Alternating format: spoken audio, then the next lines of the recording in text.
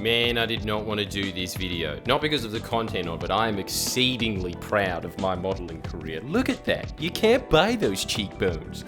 But, damn, so much shit. Think about it from my position. My audience is mostly young Australian males who have found out that I was once a male model. There comes a point in PR where you have to put out the fire yourself. You have to address this.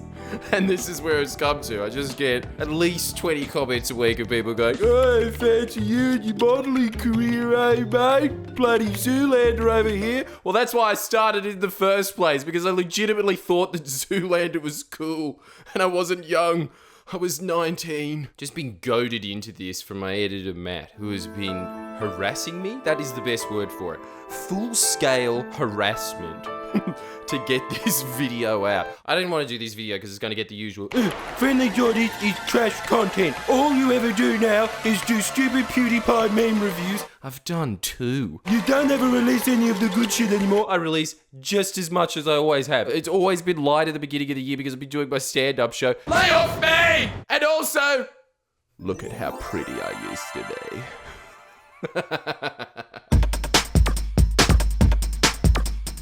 This is from my Model Mayhem account that I put up years ago that clearly hasn't improved since MySpace days. It is worse than MySpace. It doesn't even give you the customized song. I put this up to get more side gigs, because this is how it works. Pretty much an agent comes and discovers you and just goes, "Ah, that chin." Matt, zoom in on that. You like that?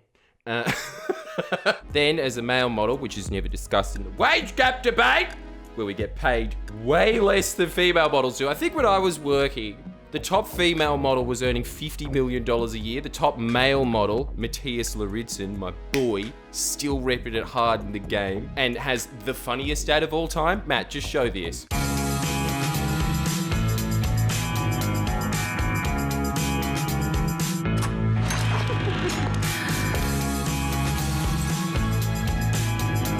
Gucci pour homme 2, le nouveau parfum. Gold. He was getting paid $600,000 a year. Is that ever brought up?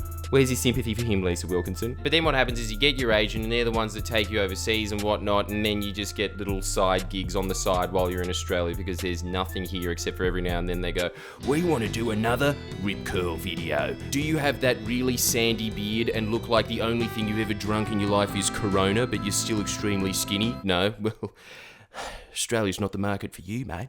So they usually send you to Asia. In my case, they would anyway. Had an awesome time going to all these clubs for free while rich Asian businessmen tried to have sex with the female models and then go, "Oh yeah, you can have some alcohol as well." All right.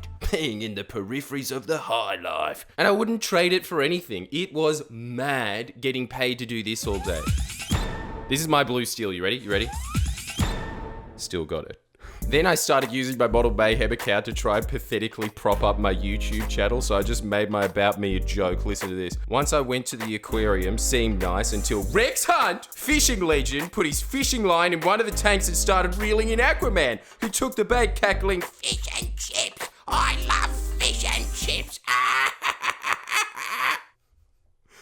I write how I talk. It was the last time I saw Aquaman alive.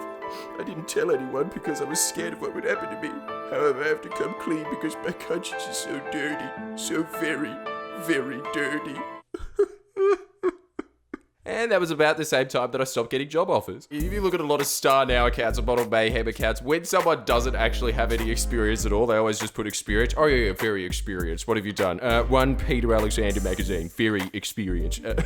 It was me in a pig nose. It was seriously that scene from Zoolander where it goes, "You're a monkey, Derek!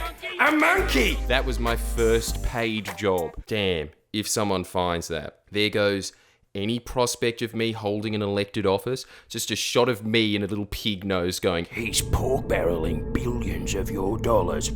But then after that, I just go like, compensation, Eddie. So clearly have no experience at all. "Yeah, I'll do it for a sandwich." Now let's look at some of these hot pics. I can't remember which country this was in, but that woman was from the Ukraine and she taught me something about looking at Russians' eyes for the rest of my life. He just goes, "You can tell that he grew up in USSR. Why? Because look at his eyes." Apparently anyone who grew up in the Soviet Union does this all the time because they're constantly looking around their environment for surveillance cameras to see if they can talk candidly or not. She was really, really nice. And then once in the bar, because I was drunk, I accidentally spilled her drink over and she goes, "You cocksucking motherfucker, you come back here, I kill you." I was like, Jesus, dude, I thought we were friends. My pride and joy.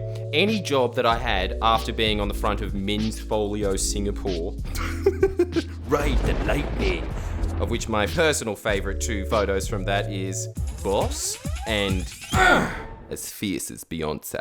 But yeah, that was a highlight of my life, actually, being on the front of Men's Folio in all this suited and booted Gucci, with all these people walking past being like, "Man, I wish I was paid for being hot, but you're not." But then it turned on me for the rest of my life, because every other office job I ever had, I'd always walk into the office and then everybody would just go, that picture would be blown up to fucking A2 size. And then everyone would go, "Duh!" This is the thing about being a male model. Being a female model, everyone's like, "Ooh, elegant, graceful. She's the woman that every man wants but can't have." Being a male model, everyone's response is this. Duh! They're all Russians, either Russians or Brazilians. If they're Brazilians, they pretty much eat anything. If they're Russians, their entire diet, it's just like chocolate and cigarette. I can't remember where that was either. I think that might have been Hong Kong, but I just remember being there for 6 hours while they kept yelling at me, "Look like you're in love. You do not look like you're in love." Dude, I know what it's like to be a male porn star now. And of course, the highlight of my career being in that Korean Sprite ad. Every single ad that has Sprite in Asia for the last 20 years has always been some white guy diving underwater going, "Ah! Oh!" God, they know how to make ads. How much better is that than Coles going, "This week at Coles, $1.97 off of ham. Don't ask for $2. This sells things way better. I think this one was in Malaysia. This was just in a magazine where it was just, "These sexy young teen models play by their own rules." And look at it, I do. I look like Luke Perry just going, "You don't own me, babe." Most Zoolander photo shoot of my life. It was all in that really garishly 80s colours and just jumping on trampolines over and over again while they go, "Look more fierce, look more fierce." And let's be honest, it is hard to look fierce on a trampoline while you're dressed in all sorts of yellow. Yeah, here's another photo of it with me holding flowers in my hand and the headline being, "What Real Men Wear." I, to be perfectly clear, have never seen anyone wear that apart from myself. The only thing I remember about her is this other male model leaning over to me called Hooks. Man, I loved Hooks. He went around with me in a couple of countries. I think he was in Korea and Malaysia. I've never seen a more packed man in my life. He had a 12-pack. Pretty much every single ad he ever got was underwear. And because he was so muscly, he'd be like, "I ripped it against." But all I remember is when I was talking to Bruna, and she was really nice actually. And then afterwards I go over to Hoax and he goes, "Hey mate, do you think Bruna is hurt?" And I said, "Yeah, obviously. She's like a 10.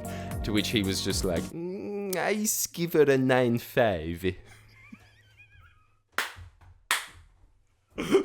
Like, you know when you're usually rating guys or girls, there's a bit of playfulness in it? Dead serious. I think this was one of the only photos that I'm proud of in Australia. Australia's photos, just like their media, is complete shit. And then you go to Japan and all your photos look boss.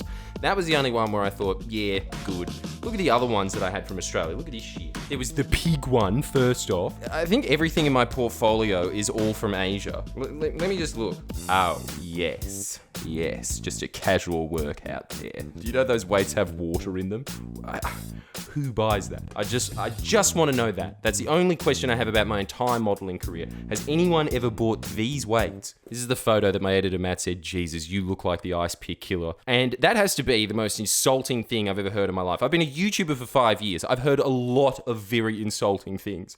But damn, 11 out of 10 insult. And on top of that, can't refute it. I like how I was supposed to look sad and forlorn with a ukulele in my hand. Every other time someone's played a ukulele, there've been some fat Hawaiian guy going, "Akukadada," and then it's just been me, just been like, "I walk a lonely road." Being a male model is way funnier than being a comedian. I think that was the most I ever got paid for an ad. It was either that or Sprite or PlayStation, one of those, but Usually the big electronic companies pay a lot. LG was really cheap, no idea why. Look, I'm proud of a lot of these photos, but at the same time, a lot of these photos you think, that was put in a magazine? And so to review my extensive career in modeling, which lasted, I don't know, 2 years, I'll have to give it the thing that reminds me most of being a male model, which is really large bottles of Grey Goose vodka in clubs, specifically while the song playing is like a G6, like a G6, like. That's all I can remember from it, really. Then I just go, oh, that's right, I did pictures when I look at the book. That was most of it. In terms of success, I would give it 6 Grey Goose vodka bottles out of 10. I was never one of those international Paris male models that you see on fashion TV all the time, where you know the only words in English they can say is, do you have cigarette? It was never that big. It was that